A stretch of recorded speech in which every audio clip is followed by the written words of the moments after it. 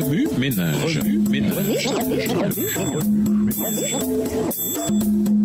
Bienvenue dans votre émission Remue ménage. Nous voilà à la leçon 11 allant du 3 au 9 décembre.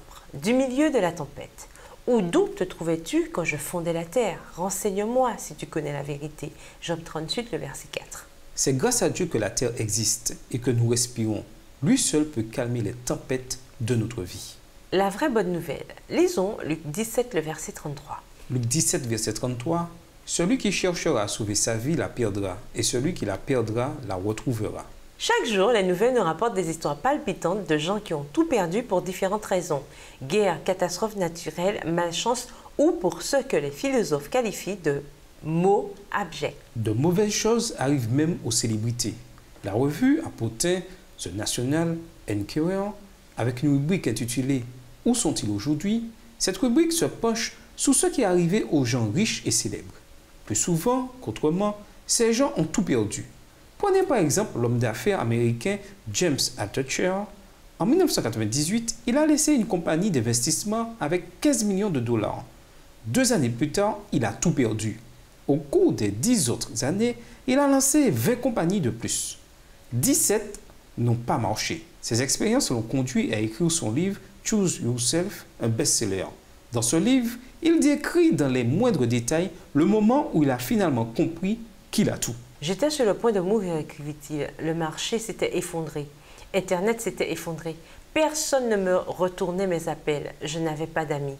Ou bien j'allais être victime de crise cardiaque, ou bien j'allais me suicider.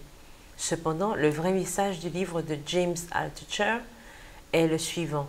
On peut survivre à une perte. Oui, c'est douloureux. Oui, c'est dur de ne pas désespérer. Et oui, on va se demander pourquoi on s'en est même soucié. Mais pour James, la vie même vaut la peine d'être vécue. Il est reconnaissant de faire partie de l'univers et heureux d'être en vie. Il a appris à apprécier ce qu'il a et il s'estime lui-même chanceux. Jésus a dit « Celui qui cherchera à préserver sa vie la perdra, mais celui qui perdra sa vie la conservera. » Luc 17, verset 33. Job perdit tout, sa santé, sa famille, ses biens terrestres. Et cependant, il se cramponna à Dieu.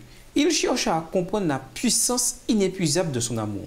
Un amour évident dans la mort de Jésus, lequel mourut sur la croix, afin que nous puissions tous avoir l'amour éternel. C'est ça, chers amis, la vraie bonne nouvelle, le vrai sujet d'actualité. En perdant sa vie ici-bas, Jésus a obtenu la vie éternelle pour nous tous. Remue ménage, que préféreriez-vous avoir? Tout ou rien? Pourquoi? Nommez les 5 choses qui vous manqueraient le plus s'il vous arrivait de tout perdre. Que vous révèle-t-elle sur vos valeurs? Au revoir. Et à demain si Dieu veut. Remue ménage.